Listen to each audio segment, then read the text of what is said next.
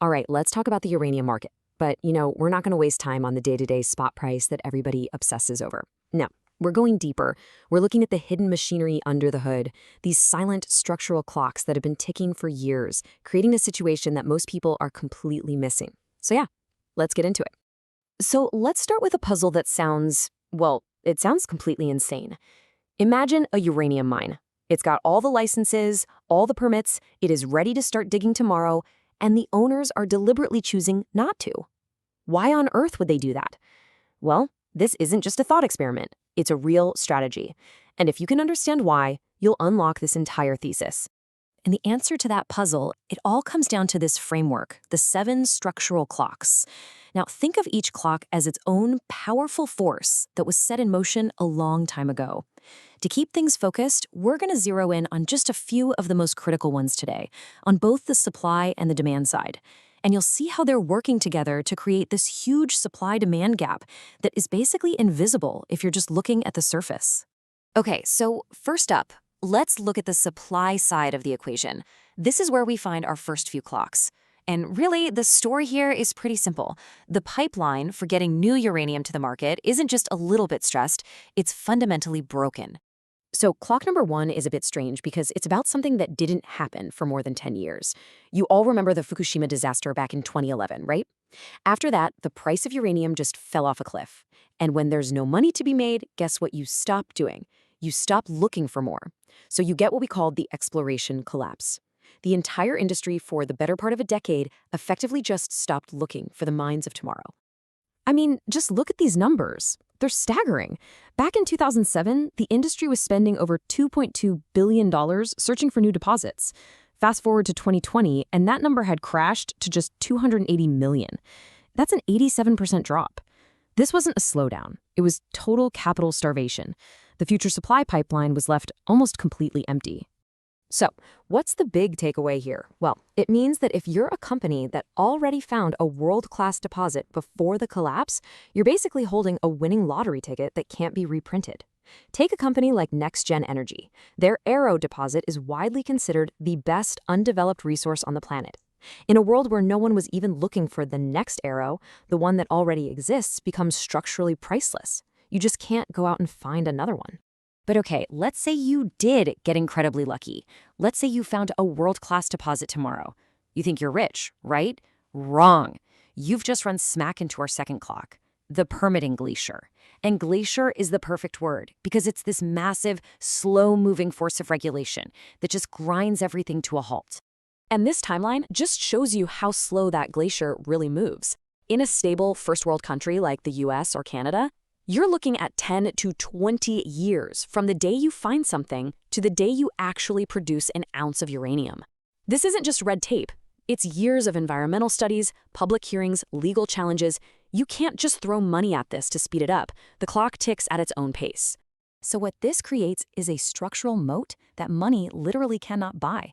And it puts any company that has already made it to the other side in a completely different universe. A perfect example is Energy. Their Lost Creek mine in Wyoming, it already has its operating license. They've already crossed the glacier. They're ready to go, while any new competitor is still standing on the other side, looking at a 2-decade journey just to catch up. Now, you might be thinking, well, if the supply pipeline's been broken for so long, why didn't the market explode years ago? That's a great question. And the answer is, for about 20 years, the market had a secret cheat code, a massive hidden supply buffer that wasn't coming from mines at all. Well, that buffer is now officially gone. And that brings us to clock number 3, the exhaustion of secondary supply. And this is, no joke, one of the wildest stories in energy history. It was a program called Megatons to Megawatts. We were literally taking highly enriched uranium from decommissioned Soviet nuclear warheads, watering it down and turning it into fuel for nuclear power plants. And get this, at its peak, this program was supplying around 13% of the entire world's reactor needs. It was a massive geopolitical side deal that was masking the real problem in mine supply. But that program ended for good back in 2013. So the main point is, the market's safety net, the thing that was keeping a lid on prices for 2 decades, just vanished. Now, the world is completely dependent on new mines that, as we just saw, are incredibly difficult to bring online. This is great news for a company like Paladin Energy, which is restarting its old Langer-Heinrich mine specifically to fill this gap. And it totally changes the game for someone like the Sprott Physical Uranium Trust, which is now competing head-to-head with giant utility companies for every scarce pound it can find. Okay, so the supply side is an absolute mess. That much is clear. But that's only half of the story. Let's flip over to the demand side, where a whole different set of clocks is ticking. Now, we could talk about a bunch of them, but I want to focus on the one that is the most misunderstood, and maybe the most powerful of them all. And this is clock number 6, the enrichment multiplier. Now stick with me because this one can get a little technical, but it's so important to understand.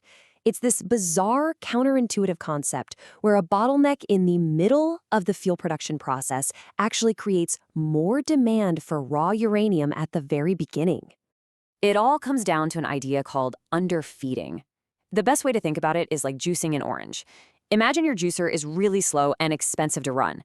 You might not bother squeezing every last drop out of each orange, right? You probably just squeeze it quickly and grab a new orange to get the amount of juice you need.